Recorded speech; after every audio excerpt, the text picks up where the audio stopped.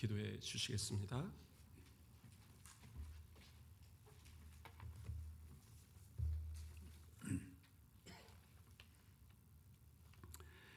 예언의 말씀을 읽는 자와 듣는 자와 그 가운데 기록한 것을 지키는 자가 복이 있다고 하신 살아계신 아버지 하나님, 11월의 마지막 주를 맞이하여 오늘 저희 교회가 전교인 출석주일로 정하고 모든 성도들을 예배의 자리로 인도하심에 감사를 드립니다.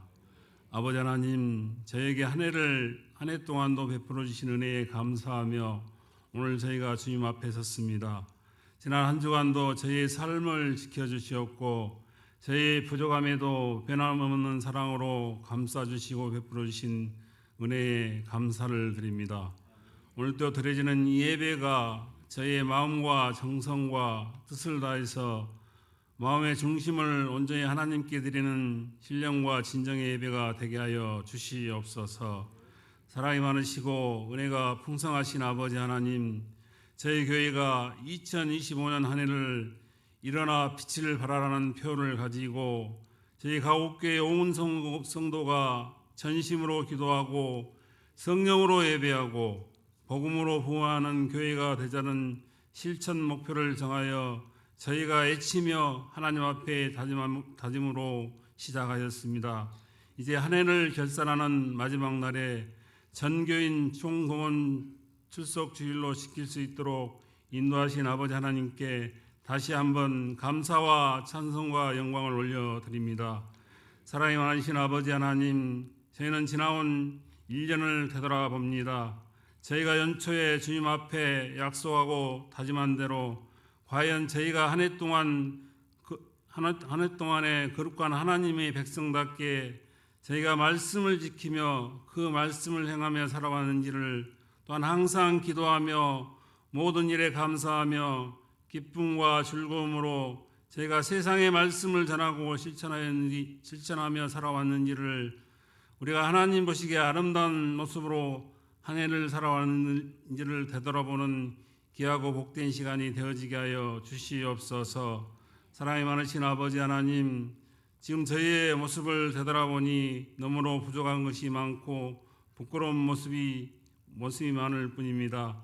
주님의 뜻을 저희가 알면서도 때로는 세상의 유혹에 흔들렸던 저희의 나약함을 이 시간 우리 하나님 용서하여 주시옵소서.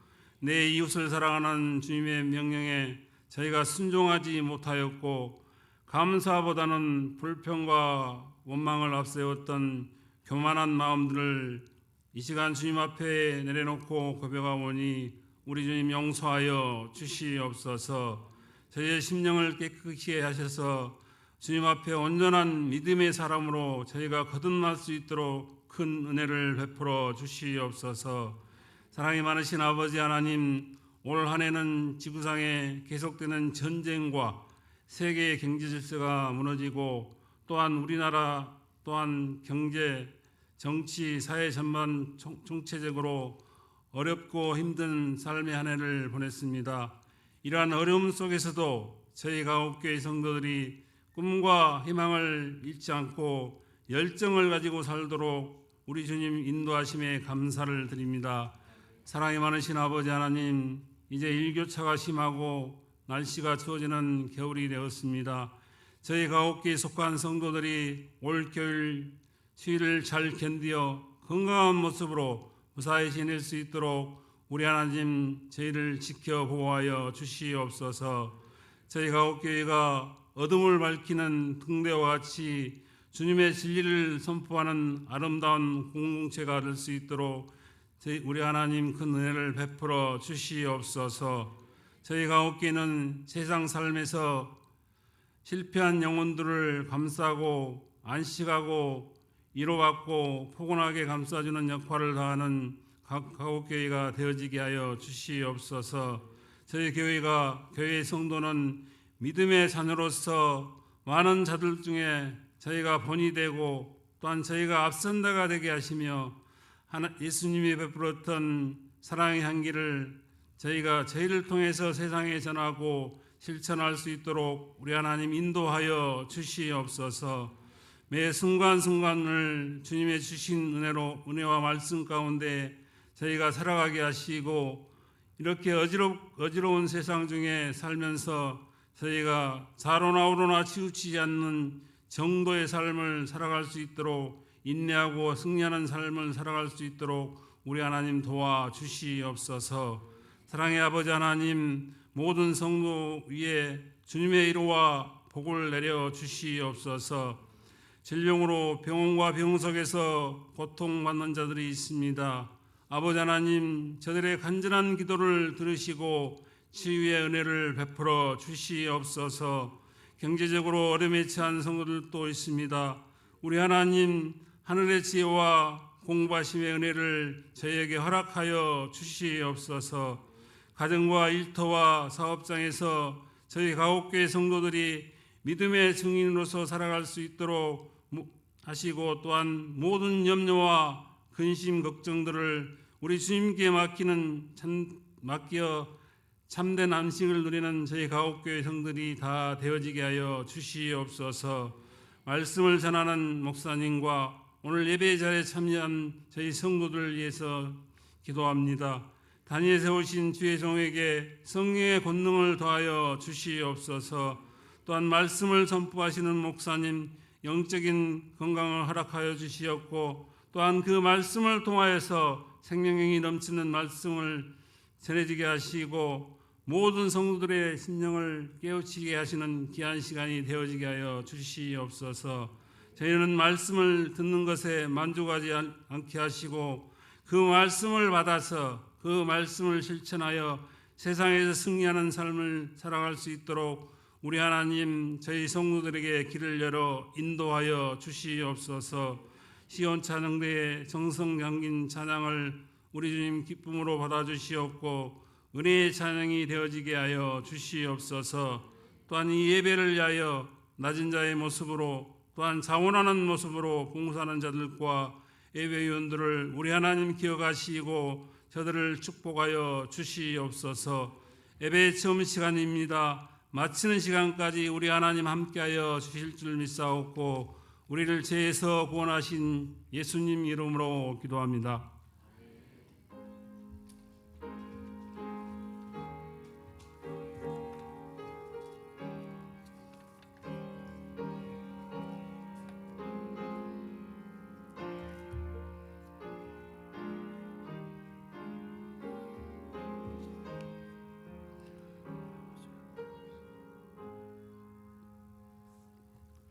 우리 성경 말씀 보겠습니다. 오늘 말씀은 예레미야서 17장 5절부터 8절까지의 말씀입니다. 구약 성경 1077페이지 예레미야 17장 5절에서 8절 말씀. 제가 봉독해 드리겠습니다. 예레미야서 17장 5절부터입니다. 여호와께서 이와 같이 말씀하시니라. 무릇 사람을 믿으며 육신으로 그의 힘을 삼고 마음이 여호와에게서 떠난 그 사람은 저주를 받을 것이라. 그는 사막의 떨기나무 같아서 좋은 일이 오는 것을 보지 못하고 광야 간조한 곳 건건한 땅 사람이 살지 않는 땅에 살리라. 그러나 물은 여호와를 의지하며 여호와를 의뢰하는 그 사람은 복을 받을 것이라. 그는 물가에 심어진 나무가 그 뿌리를 강변에 뻗치고 더위가 올지라도 두려워하지 아니하며 그 입이 청청하며 가무는 해에도 걱정이 없고 결실이 그치지 아니함 같으니라. 아멘. 이 시간 우리 찬양대에 시원 찬양대에 찬양 있겠습니다. 오늘은 이쪽에가 아니고 전도에 앉아 있다가 지금 나오십니다.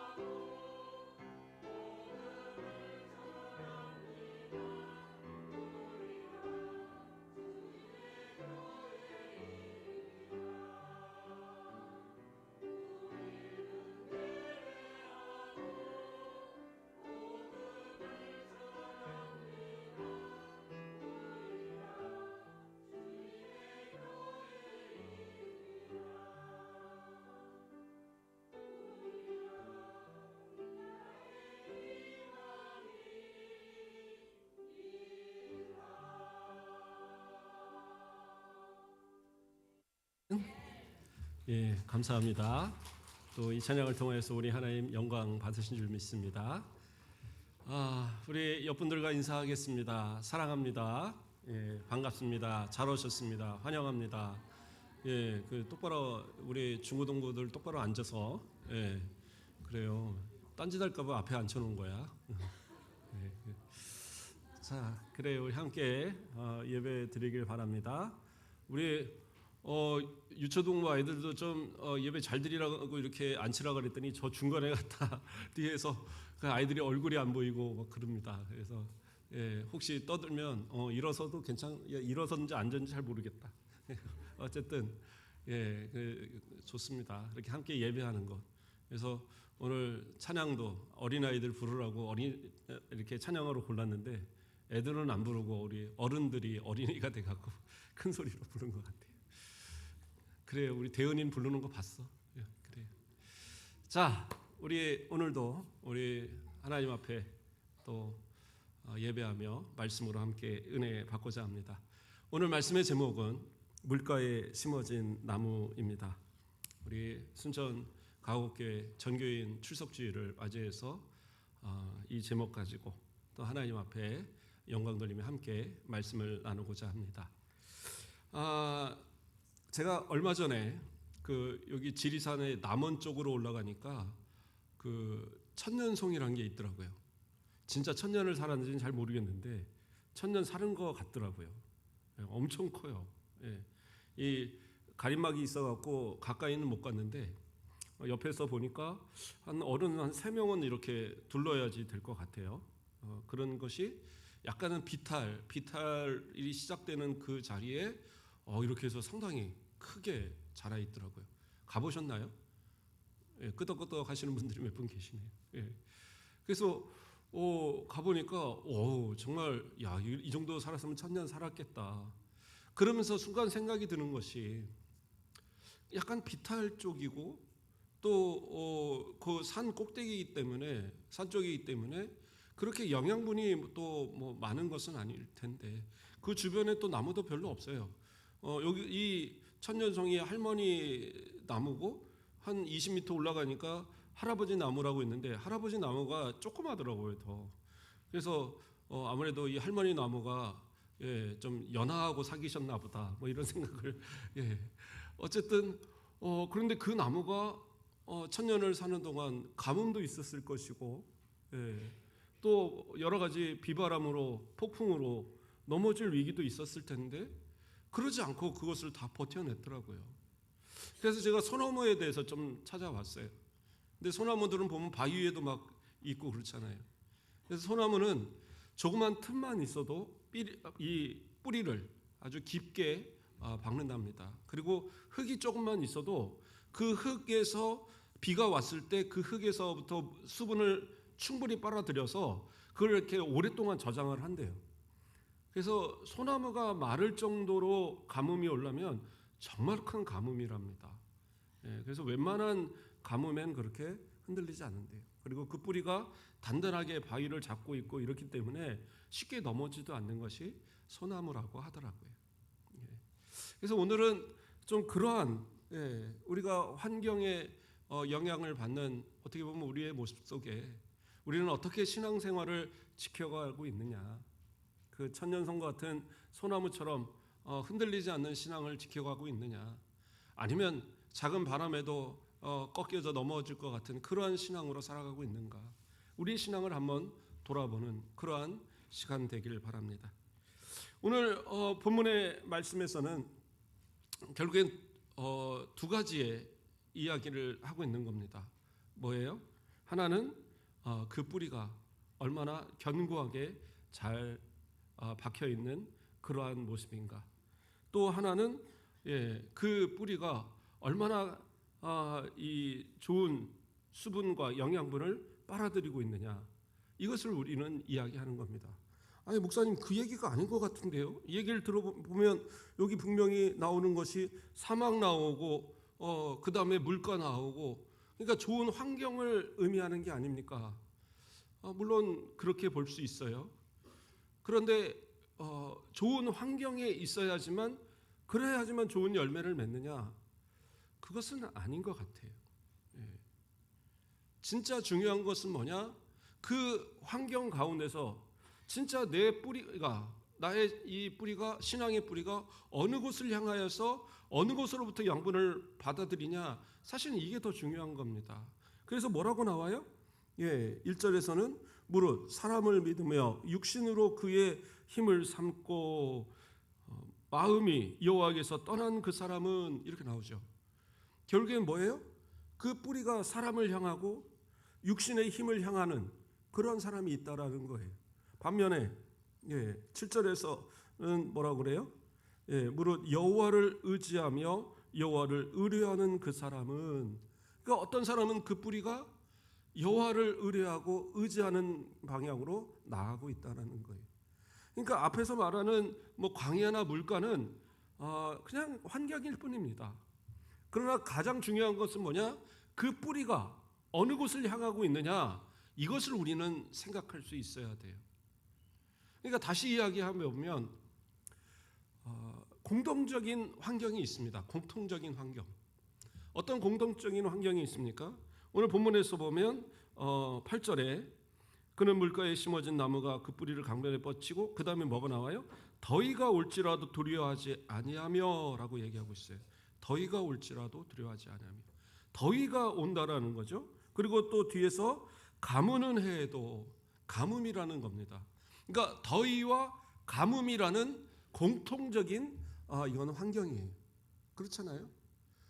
더위가 온다라는 거, 여름이 되면 더워지는 건 당연한 겁니다. 우리 순천은 그래도 여름에 살만한 것 같아요. 그런데 저 도시 막 빌딩 숲 같은데 이렇게 있으면 숨이 턱턱 막힙니다. 그런데 우리가 그런 환경이, 뭐 우리가 예수님을 잘 믿고 하나님을 잘 믿고 열심히 기도를 열심히 한다고 그래서 내가 다니는 곳만 머리에 구름이 깔리고 시원한 바람이 불고 그런 거 아니잖아요. 모두가 똑같이 더운 바람, 더운 공기를 쐬면서 살아가는 거예요. 그렇죠? 또 가뭄도 마찬가지입니다. 비가 안 오는데 어느 지역은 뭐 비가 오고 어느 지역만 비가 오고, 물론 그럴 수도 있죠. 우리 여름 동안에 보면 강원도 지역에, 강릉 지역에 비가 안 와갖고 난리가 났었잖아요. 그런데 그것도 보면 옆에 속초에는 열심히 막 물 갖고 막 축제도 하는데 강릉에서는 난리가 났다. 그러니까 이 가뭄에 대한 대비를 제대로 안 했던 이유도 분명히 있었어요. 그러나 어쨌든 간에 비슷한 지역에서는 비가 오는 것은 다 마찬가지인 거예요. 어느 곳은 오고 어느 곳은 안 오는 것이 아니라 그 때와 시기가 좀 다를 뿐이지, 비가 오고 또 안 오고는 다 공통적인 상황인 겁니다. 기독교인들이 뭐 농사 지면 거기다가는 막 비가 제대로 내려주고 그런 거 아니잖아요. 다 똑같은 상황. 물론 약간 상대적으로 좀 다를 수도 있죠. 그렇죠? 태희야, 너가 공부할 때, 그래, 나는 공부를 열심히 하려고 하는데 옆에 있는 친구는 막 그 좋은 선생님으로 막 과외를 받아. 그러면 네가 더 공부를 잘할 수 있을까? 그 친구가 더 잘할 수 있을까?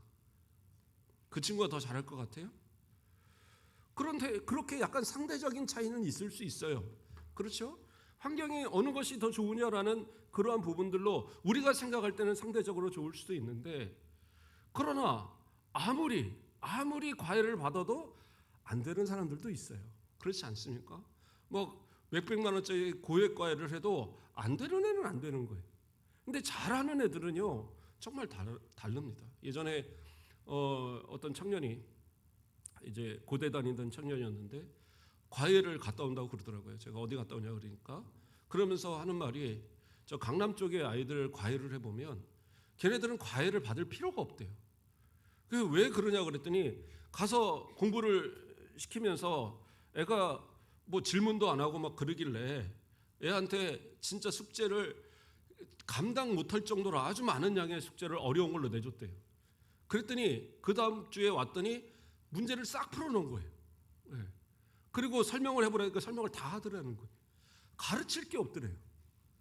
가르칠 게 없는데 그럼 뭐 하다 왔냐 그랬더니, 그냥 이렇게 뭐 숙제한 거 점검하고 뭐 모르는 거 있어? 그러니까 모르는 거 없는데, 아 그래 잘했어 그러고 나왔대요. 그게 과외예요. 그러니까 델롬은 과외를 해서 잘하는 게 아니라 원래 잘하는 애들이 열심히 수고하고 노력해서 잘하는 애들이 있는 거예요. 그런데 환경을 탓하고 아이고 나는 그래서 공부를 못하는 것 같아. 그것은 노력하지 않은 분들의 이야기예요. 물론 노력을 했는데 그 다음에 부족한 것이 있으면 그것은 내가 부족하다 말할 수 있겠지만, 그러나 내 노력이 충분하지 않으면서 주어진 환경만 갖고 이야기한다?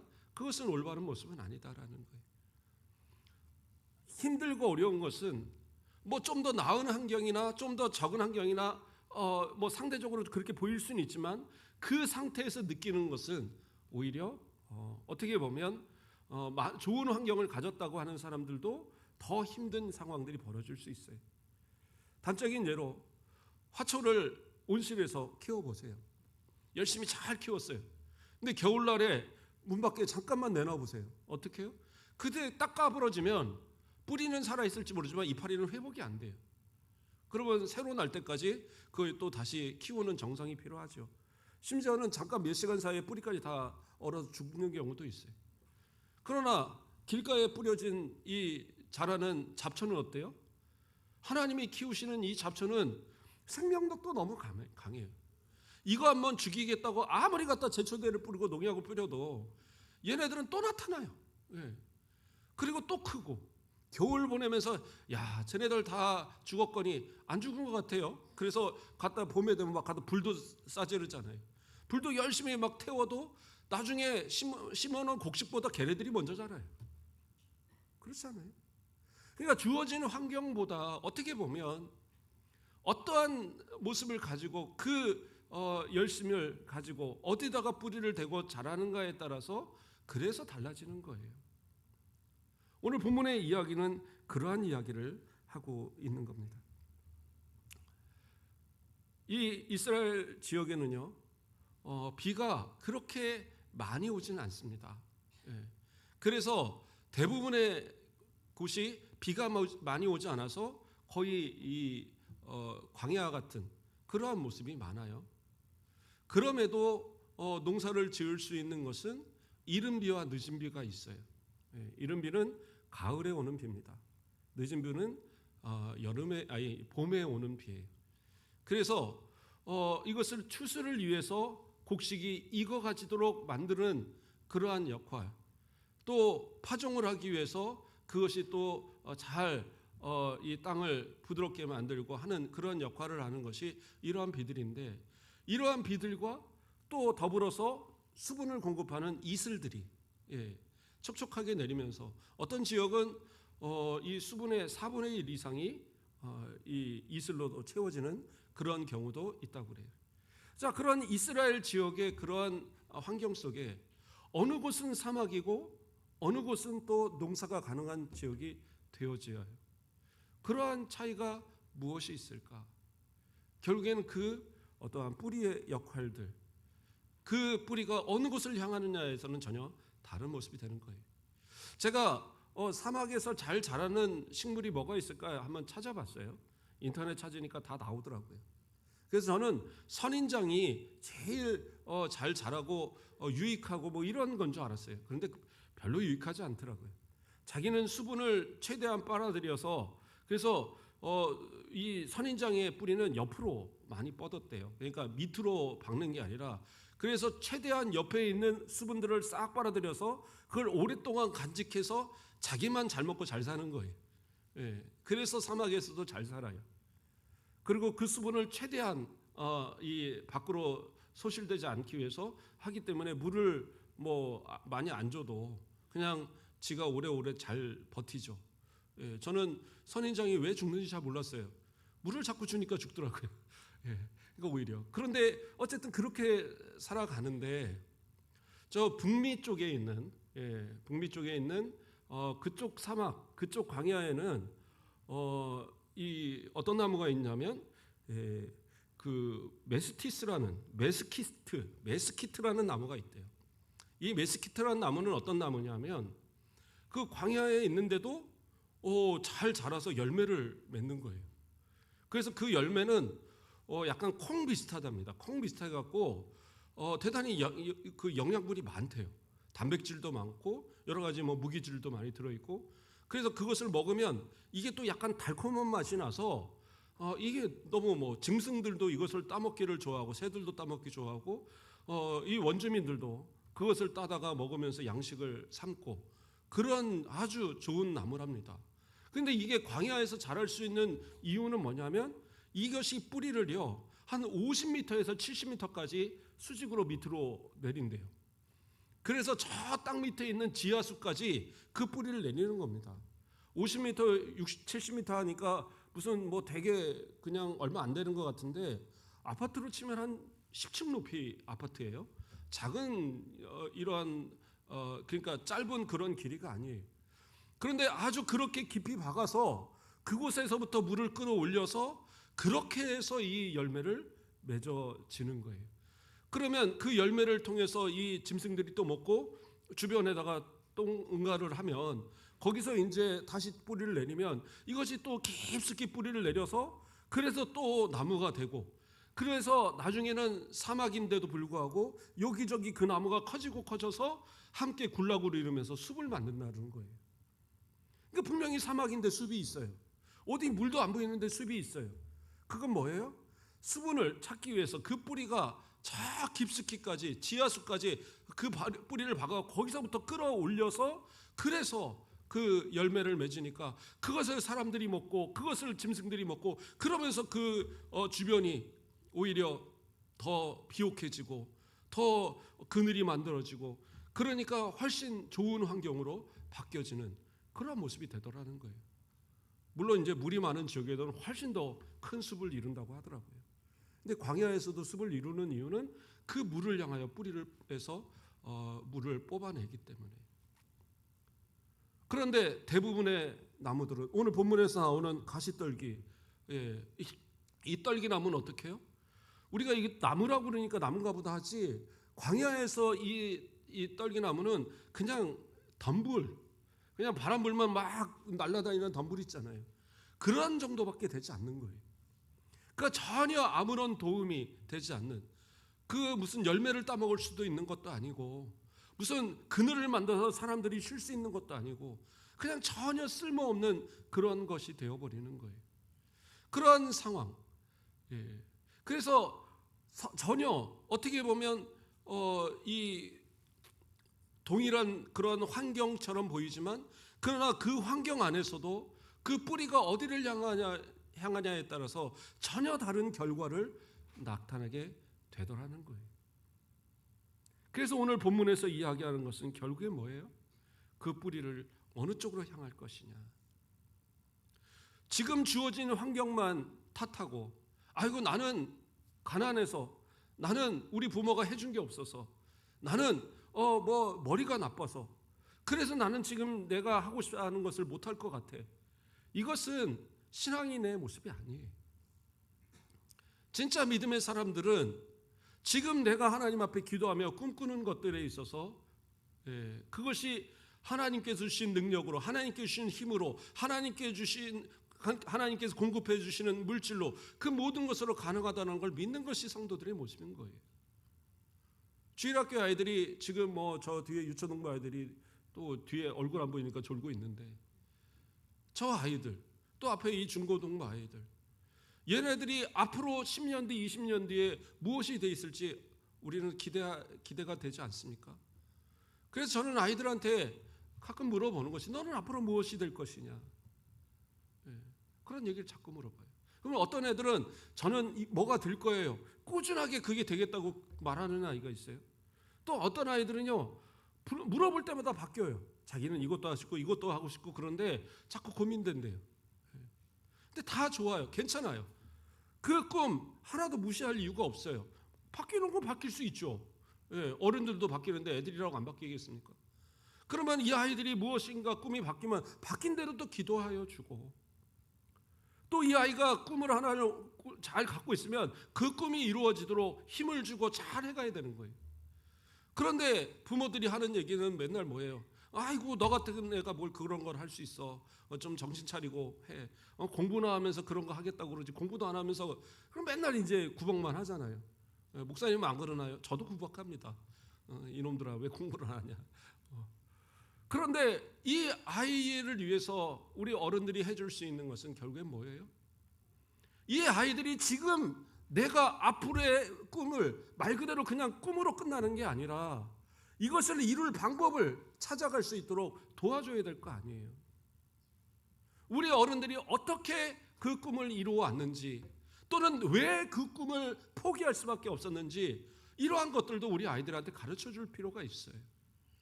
왜요? 이들은 올바른 길을 향하여서 나아가야 되고 그 꿈을 이루어 가야 되니까. 근데 어떤 분들은 그래요. 얘들아, 그거 지금 공부 최선을 다해야지. 지금 신앙생활 한다고 주일날 다 지키고 주일날 뭐 또 수련회 간다고 다 따라가고 그런다고 되는 거 아니야. 그런다고 니네들 앞으로 성공하는 거 아니야. 그러니까 지금은 공부 열심히 하고 그 다음에 대학 가고 나중에 대학 졸업하고 직장 다니고 그때부터 신앙생활 열심히 잘하면 돼. 실제로 이렇게 가르치는 부모들이 있어요. 우리 교회 성도들이 그렇다는 게 아니라. 그러면 그렇게 배운 아이들이 나중에 어떻게 신앙을 올바로 돌아오고 어떻게 하나님을 의지하고 어떻게 신앙의 삶을 통하여서 하나님께 영광을 돌리는 모습이 되겠어요. 물론 하나님께서 이 방법 저 방법 결국에서 구원하셔서 그들에게 알게 하시는 기회를 주시면 그러면 가능하겠죠. 그러나 그러한 기회들을 우리가 어떻게 보면 빼앗고 있지 않는가, 우리 스스로 한번 생각해 보셔야 돼요. 우리 어른들 예전에 다 그러지 않으셨어요? 교회에서 모여서 수련회 하고 교회에서 모여서 기도회 하고 교회에서 모여서 또 뭐도 만들어 먹기도 하고 뭐 이러면서 어린 시절 지냈던 기억들 있지 않으세요? 그러한 기억들이 지금의 신앙에 어느 정도 기반이 될 수도 있는 거예요. 목사님들하고 이야기하면서 어떤 목사님이 그러더라고요. 자기는 목회하면서 여러 또 부교육자 때 여러 부서들을 맡아봤는데 중고등부 아이들 맡는 게 너무 힘들더라는 거예요. 너무 힘들었대요.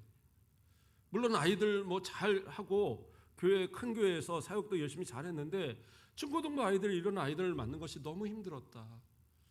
근데 저는 너무 재밌었거든요. 중고등부 아이들하고 같이 뭐 하고 유초등부 가르치고 너무 재밌었어요. 근데 뭐가 차이가 있느냐? 저는 어린 시절 유초등부에서 중고등부에서 그 모든 과정을 다 배우면서 자랐어요. 수련회요? 수련회 안 간다고 아버지한테 혼나가면서 갔어요. 왜 다른 애들은 공부한다고 안 가는데 왜 나는 가야 돼? 너는 가. 그래갖고 혼자 기도원도 따라가고 뭐 그러면서 신앙생활을 했는데 그것이 바탕이 되니까 내가 말해줄 수 있는 것이 있는 거예요. 내가 유초등부 시절 나는 이렇게 신앙생활을 했다. 중고등부 시절 이렇게 신앙생활하고 이렇게 기도하고 이렇게 모여서 예배하고 이러면서 자랐다. 뭔가 말해줄 거리가 있는 거예요. 그리고 같이 기도하면서 막 힘들었던 것을 이야기하면서 기도하면 아이들도 나도 그렇게 해야지. 근데 그 말씀하신 목사님은 나중에 어른이 돼서 예수를 믿은 거예요. 그리고 변화받아서 목회자가 되고 나니까 다른 건 다 어른이 돼서 어른들은 다 돼야겠는데 아이들을 어떻게 대할지를 모르겠다라는 거예요. 왜? 그때 기도하고 그때 하나님 앞에 이 무릎 꿇었던 그러한 신앙이 없으니까 목사님이 되셨지만 그러한 아쉬움을 이야기하더라고요. 우리 아이들은 부모가 신앙생활을 하고 부모가 장로고 부모가 권사고 부모가 집사고 한데 이 아이들이 과연 무엇을 배우고 자랐느냐의 모습 속에선 우리 부모들의 책임이 적지 않다. 그래서 이 아이들이 정말 10년 뒤, 20년 뒤, 30년 뒤에 어느 위치에 섰을 때에 이들의 입술 속에서 내 어머니가 가르쳐준 신앙, 내 아버지가 보여준 기도의 모습, 우리 교회 어른들이 보여주신 신앙의 본을 따라서 내가 신앙생활했더니 이러한 모습이 되었노라 고백하는 모습이 되어야 될 거 아니에요. 그러면서 하나님 앞에 영광 돌리는 그러한 모습이 되어져야 한다라는 거예요. 그런데 교회를 다니면서도 이 아이들이 배우는 것이 세상을 향하여 의지하는 법을 먼저 배워버리면 사람을 의지하고 사람의 힘을 의지하고 자기 힘을 의지해서 뭔가 노력함으로 자기 힘을 가지고 뭔가 됐다라고 그렇게 가르쳐버리면 이 아이들이 나중에도 힘들던 아니면 무슨 일이 있던 하나님을 찾기나 하겠습니까? 아니면 진짜 잘 되는 어떤 상황이 되었을 때 하나님께 영광을 돌리겠어요? 다 내 힘을 가지고 했더니 이렇게 됐더라. 정말 잘 됐을 때 어느 학원 수학 누구 선생님 참 감사합니다. 이런 사람 된단 말이에요. 그러나 하나님을 의지하는 그러한 학생들이 되어지면 어떡해요? 내 부모가 기도하는 모습처럼 어려울 때 하나님 앞에 기도하는 거예요. 우리 어머니가 집안에 생활비가 없을 때 하나님 앞에 기도하면 하나님 우리 아이들 가르칠 생활비 주세요. 그런데 하나님이 이 방법 저 방법을 통해서 나를 이렇게 키우셨더라. 하나님이 하신 거구나 알 거란 말이에요. 우리가 아버지가 그래요. 우리 자녀들 들고 나가서 열심히 일을 하면서 우리 자녀들 학원 보낼 학원비 하나님 벌게 해주세요. 기도하는 모습을 봤다 이거예요. 그렇게 해서 하나님이 학원도 보내주셨고 그렇게 해서 나의 또 지혜를 주셔서 뭐 고액과에 하는 아이들보다 내가 더 지혜가 뛰어나졌다 이거예요. 또 때로는 하나님께 기도하면서 우리 아이들 공부 갖고는 안 되면 재능이라도 달라고 기도하셔갖고 또 내가 부족한데 뭐 그림도 아니면 노래도 아니면 뭐 어떤 재능도 있어서 그래서 내가 어떤 예능의 길을 갔다.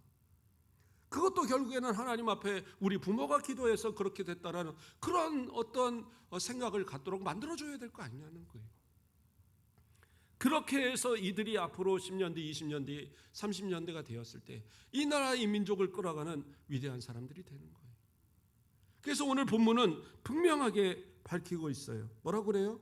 무릇 사람을 믿으며 육신으로 그의 힘을 삼고 마음의 여호와께서 떠난 그 사람은 저주를 받을 것이다. 그래서 그 사람들이 사는 곳은 뭐예요? 광야, 간조한 곳. 간조한 것이라는 것은 아주 건조하다는 의미입니다. 똑같은 한자인데 이거 간조라고 읽는 거더라고요.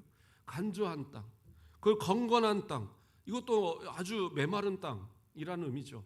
그런데 이제 원어에서는 건건한 땅이 소금기가 있는 땅입니다. 그래서 웬만한 식물이 살 수가 없는 땅이 되어버리는 거예요. 이러한 이 땅이 되어지는 이유가 뭐냐? 이런 곳에 살게 되는 이유가 뭐냐? 이 환경에 심어졌기 때문에 문제가 아니라 그들이 하나님을 의지하지 않고 그들이 결국에 뭐예요? 사람을 의지하고 사람의 힘만을 따르다 보니까 마치 어쨌든 자기의 힘 갖고 뭔가를 하려고 하다가 주변을 다 망가뜨리고 주변의 흙을 다 흡수해서 자기만 뭔가 잘 살려고 하는 그런 선인장처럼 그러한 주변을 마르게 하는 그런 존재가 되기 때문에 주변 땅들이 그렇게 되는 거예요. 결국엔 자기도 결국엔 말라 죽어버릴 수밖에 없는 그러한 사막을 만들어버리는 거예요. 그러나 물가에 심은 나무는 뭐예요? 그 뿌리를 여호와를 향하여 여호와 하나님의 말씀을 향하여 하나님의 그 은혜를 향하여서 그 뿌리를 뻗는 거예요. 내가 안 되면 하나님 저 은혜 좀 주세요. 저 능력 좀 주세요. 저 말씀 좀 주세요. 응답해 주세요. 기도함을 통해서 그 주시는 뿌리의 그 양분을 통해서 결국에 어떻게 해요? 아무리 더위가 오고 가뭄이 와도 그 안에서 잎이 나고 또 꽃이 피고 열매를 맺고 그 열매가 그치지 않는 그러한 아름다운 삶을 살아간다라는 거죠. 결국엔 주변을 지나는 사람들이 그 열매를 따먹고 그리고 그 그늘에서 쉬고 더 나아가서는 그것이 점점 많아져서 숲을 이루고 그러면서 하나님께 영광이 되는 그런 모습을 만들어 갈 수 있다라는 거예요. 그런데 이러한 삶의 모습들을 우리가 우리의 자녀들에게 가르치지 못하는 이유는 뭐예요? 왜 우리 자녀들을 향하여 가르치지 못하는지, 왜 우리의 아이들을 향하여 이런 모습을 가르치지 못하는지 우리 스스로의 신앙을 한번 돌아봐야죠. 내가 진짜 하나님을 향하여서 나의 뿌리를 받고 있느냐? 내가 말씀을 통하여서 은혜를 받고 내가 진짜 그 하나님의 주시는 능력 가지고 살아가느냐? 그것이 아니기 때문에 어쩌면 내 자녀들에게 그것을 가르치지 못하는 이유는 아닌가? 내가 하나님 앞에서 배운, 내가 하나님 앞에서 받은 그 은혜를 내가 진짜 감사하지 못하고 내가 진짜 그 뿌리에서 나오는 양분으로 내가 지금 이렇게 열매를 맺는 그러한 모습이 되었다라고 생각하지 못하니까. 그래서 혹시 그렇게 자녀들에게, 우리 후손들에게 말하지 못하는 건 아닌가. 어쩌면 하나님께 받은 은혜가 없다라고 나는 생각하면서 하나님 앞에 원망하는 모습은 아니니까. 그렇죠? 어떤 분들은요, 나이가 50이 넘고 60이 넘고 70이 넘어도 부모 원망하는 분들이 있어요. 내 부모가 해준 게 없어서, 나는 박복해서 내 부모가 나한테 해준 게 없어, 나는 이 모양 이 꼴로 사네. 그런데 그러한 모습으로 살아가는 것이 과연 부모의 잘못만이겠어요? 부모에게서 독립한 것이 몇 년이세요? 어떻게 보면 남편과 살고 자녀들과 사는 기간이 훨씬 더 많을 텐데, 그 기간 동안을 원망과 정말 그 마음의 상처로만 지내면서, 그러면서 지내왔던 그 모습을 한번 돌아보시라고. 부모는 그래요. 저는 자녀들한테 제가 가르쳤던 아이들이나 이런 아이들한테 항상 하는 것이 뭐라고 얘기했었냐? 부모는 낳아주신 것만 해도 감사해라. 버리지 않은 것만 해도 감사해라. 먹여준 것만 해도 감사해라. 이렇게 하면 뭐 다른 애들 다 그렇게 하는데요. 아니야. 먹여주지 못하고 버려서 저 고아원에 가 있는 그런 아이들도 얼마나 많은데, 그래도 키워주시고 버리지 않은 것만 해도 좀 감사하고, 그리고 하나님 앞에 기도해서 하나님이 주시는 힘 가지고 너희들이 세상을 변화시켜가는, 세상이 감당하지 못할 자로 살아가라. 그러한 얘기를 많이 했었어요. 하나님 앞에서 진짜 은혜 받는 성도라고 한다면요, 주어진 환경에 대해서 불평하기 전에 내가 진짜 하나님을 향하여 믿음으로 기도하고 진짜 믿음으로 하나님 앞에 뿌리를 받고 있느냐, 우리는 그것을 먼저 생각하셔야 돼요. 진짜 믿음으로 살아가는 사람은요, 지금의 삶부터의 삶이 달라지는 거예요. 과거의 나의 삶, 그래요, 그거 힘들었던 삶 다 알아요. 그런데 그 삶으로만 내가 괴로워할 게 아니라 이제부터 하나님으로부터 주시는 그 믿음의 삶으로 내가 다시 변하여 만들어가는 거예요. 그러면 지금부터의 삶은 정말 행복의 삶 되지 않겠어요? 하나님이 주시는 능력으로 승리하는 삶 되지 않겠어요? 저는 나이가 이렇게 됐는데, 그런 노래도 있잖아요. 내 나이가 어때서? 70이면 없고 80이면 어떠세요? 하나님 믿는 데는 그러한 신앙에 제한이 없잖아요. 하나님 능력 의지해서, 하나님, 다른 사람 다 예배 못 드리고 놀러 다니고 그러면서 아파할 때 저는 주님 주시는 힘 가지고 마지막까지 주님께 예배하다가 하나님 앞에 가게 하셔서 기도할 수 있잖아요. 다른 사람들은 머리가 또 치매도 걸리고 다 이래도 또렷또렷한 정신 가지고 내 하나님 찬양하다가 그러다가 부름받게 해달라고 그러한 기도할 수 있잖아요. 그것도 하나님 주신 능력이 있어야 되고 주신 힘이 있어야 되는 거예요. 그래서 우리 믿음의 후배들에게, 저 권사님, 저 집사님, 저 장로님 진짜로 믿음으로 잘 사시다가 정말 많은 사람들에게 모범을 보이다가 그렇게 하나님 앞에 부름 받았구나, 그렇게 아쉬워하며 눈물을 흘릴 수 있는 그러한 모습이 되어야 되겠죠. 그렇지 않겠어요? 그러한 신앙의 모습이 우리 가운데 있어야 된다. 히브리서 11장 38절, 제가 성경 구절을 다 건너뛰었는데, 이런 사람은 세상이 감당하지 못하느니라. 그들이 광야와 산과 동굴과 토굴에 유리하였느니라. 광야, 산, 동굴, 토굴, 아주 신앙생활을 지키기 어려운 환경, 핍박과 죽음의 위기가 널려있는 그 환경, 그러나 그 환경이 감히 믿는 자의 신앙을 꺾을 수 없다라는 거예요. 저와 여러분 모두가 세상이 감당하지 못할 자들로 진짜 그 뿌리를 하나님을 향하여서 온전히 받고, 정말 물가에 심어진 나무가 더위가 올지라도 두려워하지 않고 그 잎이 청청하며 가무는 해에도 걱정 없이 결실이 그치지 않는 것처럼 날마다 주의 은혜 가운데 풍성한 열매로 나아가시는, 그 열매를 거둬가시는, 그리고 우리 후손들에게 자손만대에 이르기까지 그 비법을 하나님 앞에 그 받는 은혜의 비법을 가르쳐주고, 또 그래서 우리 이 어린 우리 학생들이 또 10년 뒤, 20년 뒤, 30년 이 나라의 민족을 이끌어가는 복된 자들 되어질 수 있도록 그렇게 만들어가는 우리 교회와 우리 모든 성도들 되길 주님의 이름으로 축원드립니다. 기도하겠습니다. 사랑의 하나님, 감사를 드립니다. 이 땅이 살아가기 힘들고 여러 가지 어려움이 있는 것은 언제나 반복되는 것을 바라봅니다. 우리가 어려서도 힘들었고 지금의 아이들도 힘들고 앞으로의 세대도 힘든 것은 마찬가지일 겁니다. 그러나 이 어려운 시대에 하나님 앞에 오히려 더 우리는 여호와를 의지하고 여호와를 의뢰함을 통하여서 하나님이 예비하신 그 풍성한 은혜로 날마다 누려가는 복된 자들 되도록 인도하여 주시옵소서. 환경에 이끌려가는 자들이 아니라 세상이 감당하지 못할 자들로 세상을 변화시켜가는 자들도 세상을 이끌어가는 리더가 되는 우리와 우리의 후손들 되도록 축복하여 주시옵소서. 감사합니다. 예수 그리스도의 이름으로 기도드립니다. 아멘.